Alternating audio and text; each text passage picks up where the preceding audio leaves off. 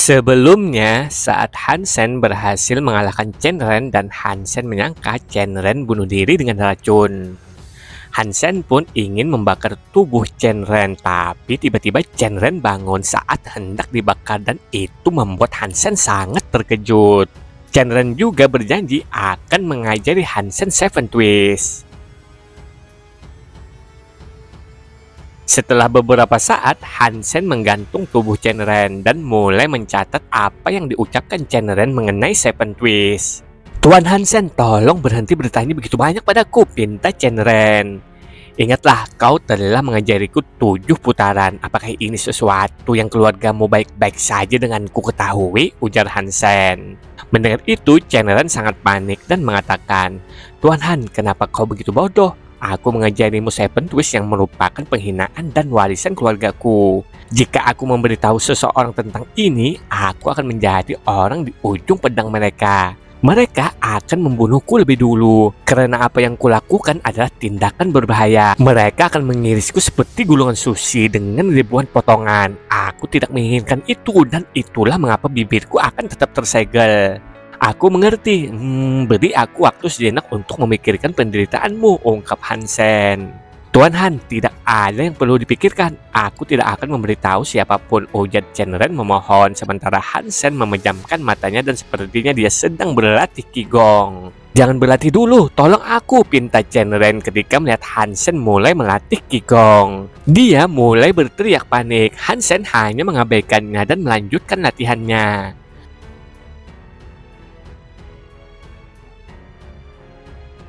Tak lama kemudian, Shenren mulai mencium aroma yang menyenangkan. Tidak terlalu peduli, Shenren percaya itu bau dari Hansen yang tengah berlatih. Melihat Hansen terus mengabaikannya, Shenren mulai bermeditasi untuk membantu lukanya sendiri. Tetapi setelah Shenren menghirup aroma yang menyenangkan itu, diikuti meditasinya saat dia menghirup lebih banyak dan lebih banyak lagi. Tubuh Shenren mulai menghasilkan awan berbulu yang berkeliaran di sekelilingnya. Lukanya sedikit tertutup dan pendarahannya melambat. Setelah Hansen menyelesaikan latihannya, dia membuka matanya untuk melihat Shenren. Dia memperhatikan meditasinya dengan seksama. Setelah beberapa saat, hati Hansen mulai tertawa. Dia berpikir dalam hati, rubah tua ini benar-benar memberiku Seven Twist palsu. 70% adalah asli dan 30% adalah omong kosong. Dia mengubah komponen terpenting dari skill untuk mencoba menipuku. Tidak lama kemudian, Shenren membuka matanya untuk melihat Hansen. Dia berteriak, Tuan Han, aku memberimu segalanya. Tolong bantu aku, jangan sampai aku mati di sini, di pohon ini. Lebih baik kau mati, jadi kau tidak diberi kesempatan untuk menyakiti orang yang tidak bersalah di masa depan, ujar Hansen dengan dingin. Kau berusaha untuk mengingkari janjimu, ujar Shenren yang wajahnya mulai berubah. Belum, izinkan aku menanyakan sesuatu. Apakah Juting mempelajari Seven Twist-mu? Tanya Hansen. Ya, jawab Shenren. Lalu mengapa Seven Twist Juting berbeda dari milikmu? Ungkap Hansen bertanya lagi. Wajah Shenren berubah dan dia mulai berteriak, pengkhianat itu kurang ajar, beraninya dia memberitahu orang luar. Aku tahu seharusnya tidak pernah bergantung pada bajingan itu. Kau tidak lebih baik, kau mencoba membodohiku, dan sebagai akibat dari kenakalanmu sendiri, aku tidak melihat gunanya melepaskanmu, ungkap Hansen.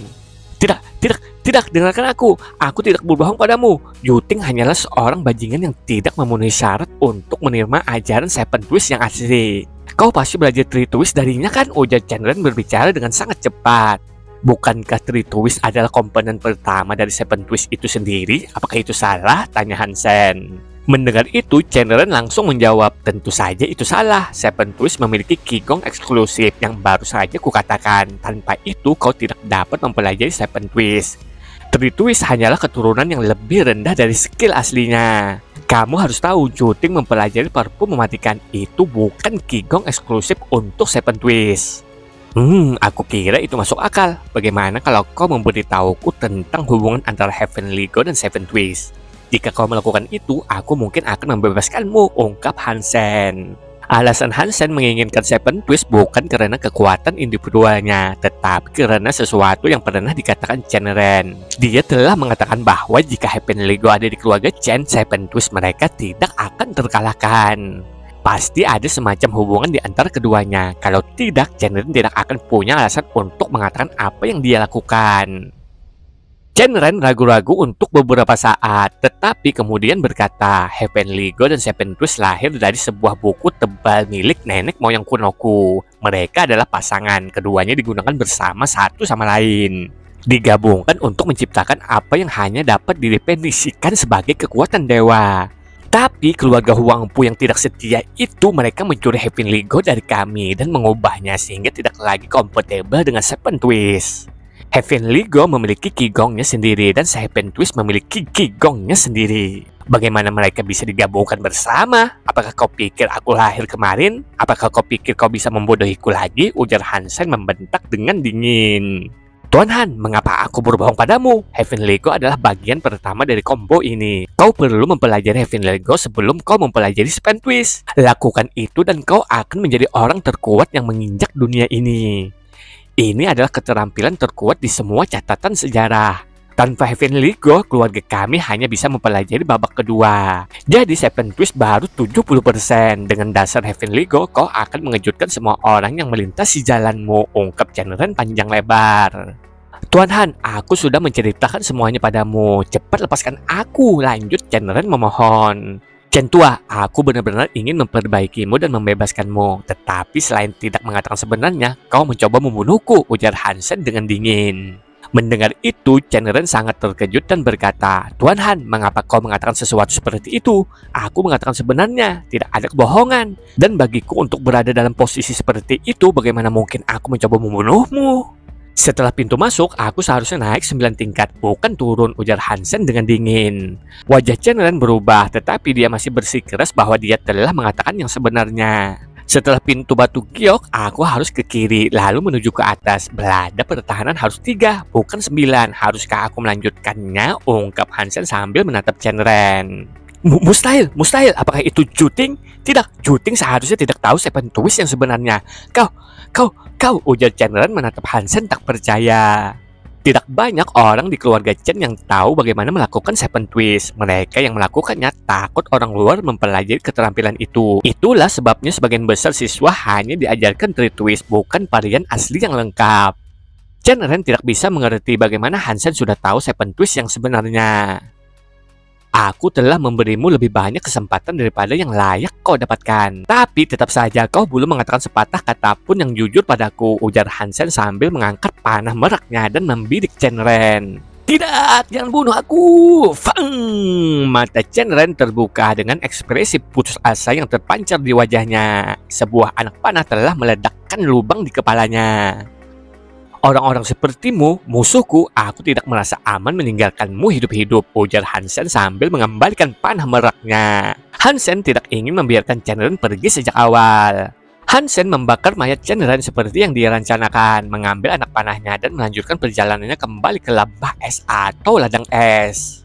Meskipun dia sudah memiliki Seven Twist, dia akan membutuhkan Heavenly Go sebagai basis. Kalau tidak, dia harus memulai dari awal. Meskipun Hansen telah mencuri Heavenly Go dari Queen, dia harus mempelajarinya secara keseluruhan dari sumber Qigong dan itu akan memakan waktu yang lama. Lalu Shen mengelus-ngelus rubah perak imutnya yang sudah berada di pundaknya. Hansen merasakan sesuatu di saku bajunya dan langsung mengeluarkan labu yang ada di sakunya. Labu itu terlihat memancarkan cahaya keemasan. Namun sayang, scene langsung berganti, di mana Hansen dengan menunggangi singa emasnya mulai menuruni bukit. Hansen pun langsung mencoba sedikit skill yang dia dapatkan dari Shenron. Dia merasa skill Seven Twist sangat luar biasa. Tapi itu tidak berarti Hansen benar-benar mempelajari Heavenly Go dan Seven Twist dalam bentuk aslinya. Dia hanya mensimulasikannya melalui Sutra Dongsuan dan pada intinya dia menggunakan Sutra Dongsuan. Hansen sangat senang dengan prospeknya. Dia terus berlatih dalam perjalanannya. Setelah itu, Hansen melihat pulau misteri yang pernah diucapkan Juting. Pulau terapung raksasa di langit di atas ladang es. Ada banyak bis terbang yang terbang ke sana kemari di sekitar pulau misteri, seolah-olah mereka adalah iblis yang mencari korban malang berikutnya. Tanpa pikir panjang lagi, Hansen langsung menggunakan skill barunya dan menghabisi para bis terbang itu. Lalu kembali menaiki si singa emasnya bersama rubah perak imutnya. Hansen berniat untuk kembali ke penampungannya mencari Yang Manli.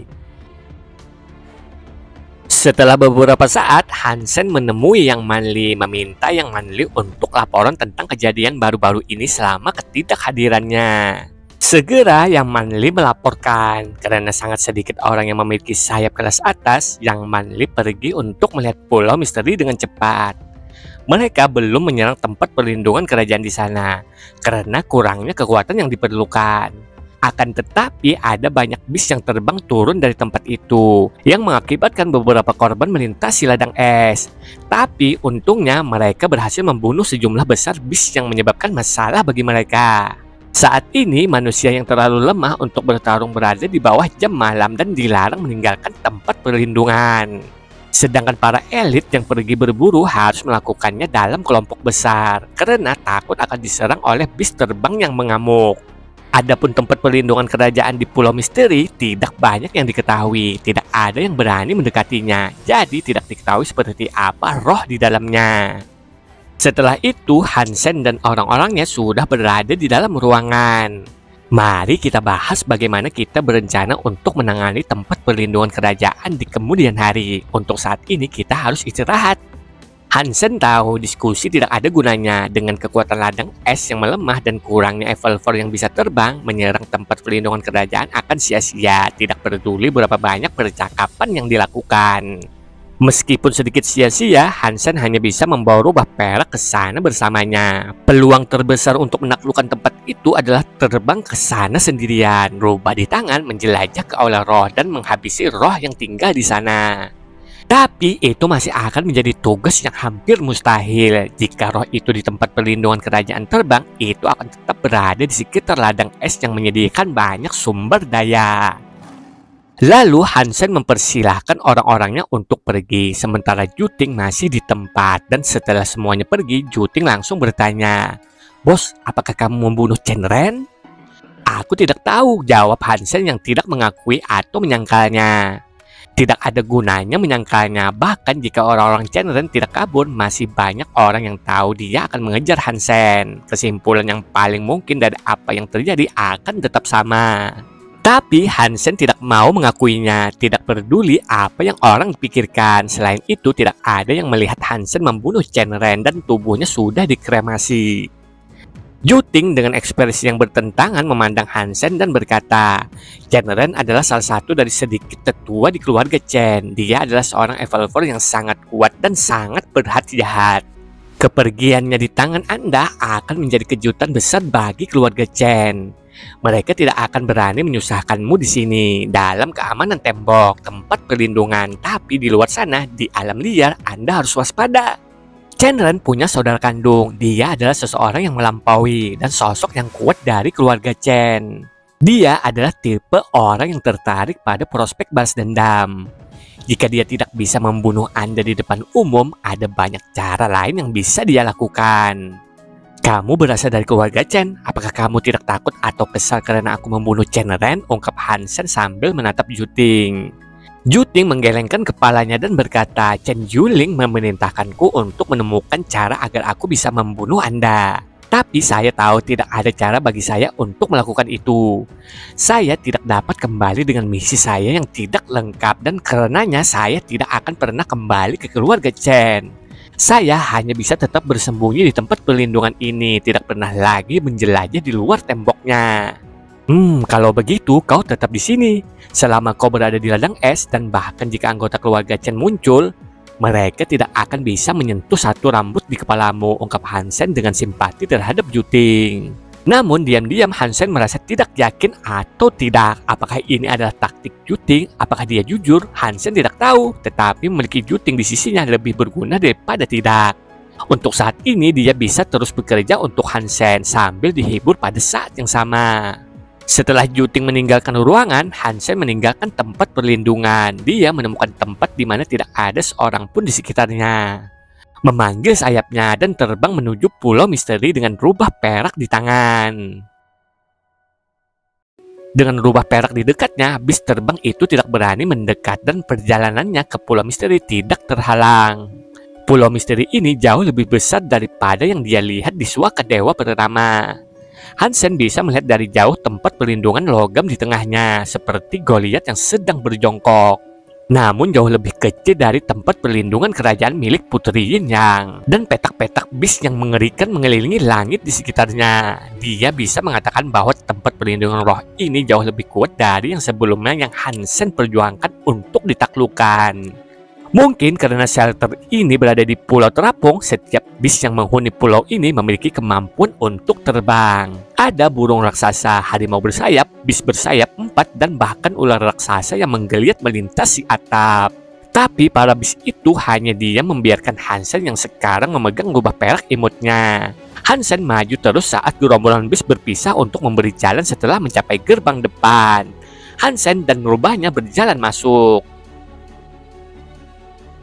Namun tiba-tiba Hansen melihat sesosok gelap terbang melintasi pulau misteri. Hansen memperhatikan bahwa itu adalah sosok seorang pria yang mendekat. Dia tidak memiliki hewan peliharaan seperti rubah perak di sisinya dan dia dikejar oleh sejumlah bis. Hansen melihat sekilas wajah pria itu yang tidak dia kenal. Dia memiliki rambut hitam dan baju besi, matanya indah dan pedang tembaga berkilau di tangannya. Kemahirannya dengan pedang itu luar biasa dan setiap sapuan pedangnya menakutkan untuk ditonton. Aneh, kenapa aku belum pernah melihat pria ini di ladang es sebelumnya, gumam Hansen. Hansen yakin dia belum pernah melihat orang ini di ladang es sebelumnya. Dengan keterampilan pedang seperti itu, dia akan mengenalinya dengan mudah. Pria itu bergegas mendekat dan ketika dia melihat Hansen berdiri, ekspresinya bingung. Hansen berdiri di tempat perlindungan roh tanpa satu bis pun di sekitarnya. Seekor rubah perak bersandar dan anggun di bahunya. Keduanya tampak seperti roh sendiri. Dan itulah yang diyakini pria itu sebagai Hansen. Tanpa peringatan sebelumnya, pria itu mulai mengayunkan pedangnya ke arah Hansen. Hansen mengerutkan kening, tidak yakin apa yang salah dengan orang asing itu. Tanpa mengucapkan sepatah kata pun, dia telah mengeluarkan keterampilan yang kuat dan berusaha menyerangnya. Dengan kekuatan seperti itu, pria itu kemungkinan besar telah membuka kunci gennya. Saat Hansen melihatnya datang, dia yakin pria ini telah memutuskan untuk mencuri tempat perlindungan darinya. Dia tidak akan mematuhi perkenalannya yang kasar, jadi Hansen memutuskan untuk melibatkan pria itu dalam pertempuran. Aku tidak ingin bertarung denganmu, bahkan jika kepemilikan tempat perlindungan kerajaan adalah tujuanmu, membunuhku hampir tidak perlu, ujar Hansen yang sedang bersiap untuk menggunakan panah merah untuk menghabisi penyerangnya ini. Hal yang terakhir yang dia inginkan saat ini adalah keterjeratannya dengan petarung lain, jadi Hansen memutuskan untuk menguji tekadnya melalui dialog terlebih dahulu. Hah, kamu bukan roh, ujar pria itu terkejut saat mendengar apa yang dikatakan Hansen. Dengan cepat, dia mengembalikan senjatanya dan menatap wajah Hansen dengan tak percaya. Bagaimana kamu bisa salah mengira aku sebagai roh? Pernahkah kamu melihat roh seperti ini sebelumnya? Ujar Hansen menghela napas lega. Tetapi dia tidak pernah berharap lawannya percaya bahwa dia adalah roh. Aku minta maaf, aku melihatmu saat berdiri. Para bis itu mengepungmu, tapi tidak ada yang berani mendekat dengan ketakutan. Dengan penampilan anggunmu, kamu menjadi penguasa tempat ini adalah asumsiku, atau begitulah yang aku pikirkan. Penampilan bisa menipu, tapi sekali lagi, aku harus minta maaf karena melewati formalitas. Jadi mungkin kita bisa memulai dari awal. Bolehkah aku tahu namamu? Tanya sang pria. Mendengar itu, Hansen meninjau penjelasannya dan berpikir itu masuk akal. Dengan senyum masam, dia menjawab, "Aku Hansen, di sini di ladang es. Aku hanya bisa menganggap kamu pernah mendengar tentangku." Hah? Apa? Kamu Hansen? Pria itu tampak sangat terkejut. Dengan ekspresi tidak percaya, dia harus bertanya lagi. Kamu adalah Hansen yang lulus dari Akademi Militer Elang Hitam?